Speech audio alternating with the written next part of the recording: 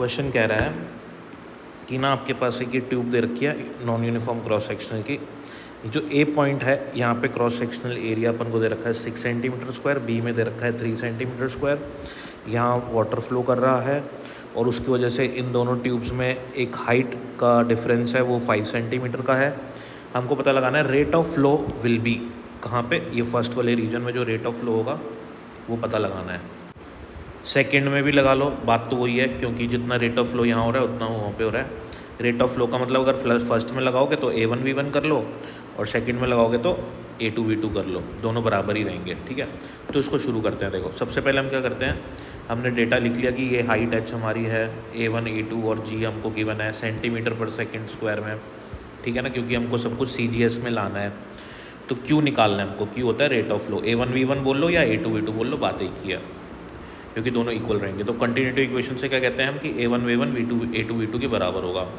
A1 की value put करी, V1 V put कर दिया, A2 3 है, V2 की जगह V2 रहती है, तो V2 बराबर 2V1 आ गया, V2 बराबर 2V1 आ गया। बर्नौली इक्वेशन लगाएंगे पॉइंट नंबर इस पॉइंट पे और इस पॉइंट पे बर्नौली इक्वेशन लगाता हूँ। तो इस पॉइंट पे जो प्रेशर लग रहा है वो इस पूरी हाइट की वजह से लग रहा है, इसको H1 मान लिया। तो टोटल प्रेशर होगा एक तो 8, क्योंकि ऊपर से खुल रहा है, तो ATM प्रेशर प्लस H1 रो जी, ATM pressure P0 plus H1 रो जी। और इधर फ्लूइड मूव कर रहा है तो उसके पास काइनेटिक एनर्जी भी है, हाफ रो V1 स्क्वायर। दूसरी साइड पे आऊँगा, इस साइड पे यहाँ पे प्रेशर हो जाएगा H2 रो जी प्लस एटमॉस्फेरिक प्रेशर, H2 रो जी प्लस एटमॉस्फेरिक प्रेशर। और फ्लूइड के पास इधर काइनेटिक एनर्जी भी है, half rho V2 square. Fluid water है अपना। अब क्या करा मैंने, P0 से P0 कैंसिल कर दिया। ठीक है, H2 रो जी को दूसरी साइड पे ले गया और हाफ रो V1 स्क्वायर को दूसरी साइड ले गया। रो जी कॉमन आ गया यहाँ पे, H2 माइनस H1 ब्रैकेट में बचेगा। हाफ रो कॉमन आ गया यहाँ पे, V2 square minus V1 square bracket में बचेगा।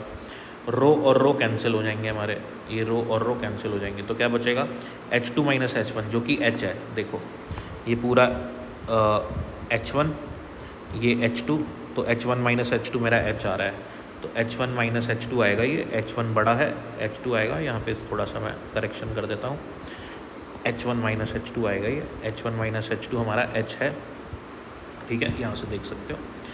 तो इसकी जगह हम लिख देंगे H, है ना। रो और रो तो अपन ने कैंसिल कर ही दिया है। V2 स्क्वायर की जगह मैं ये 2V1 लिख दूंगा वैल्यू, तो 2V1 का स्क्वायर हो जाएगा 4V1 स्क्वायर।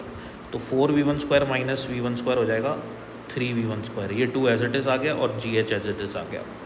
ठीक है, अब यहाँ से मैं निकाल लेता हूँ V1 की वैल्यू।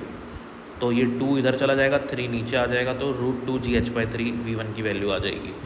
H भी पता है, G भी पता है, वैल्यू पुट करेंगे तो हमारे पास V1 आ जाएगा 100/√3 सेंटीमीटर पर सेकेंड। अब Q निकालना है मेरे को, तो A1 है अपने पास 6, V1 अभी अभी निकाला है अपन ने, सॉल्व करेंगे तो 200√3 सेंटीमीटर क्यूब पर सेकेंड आ जाएगा।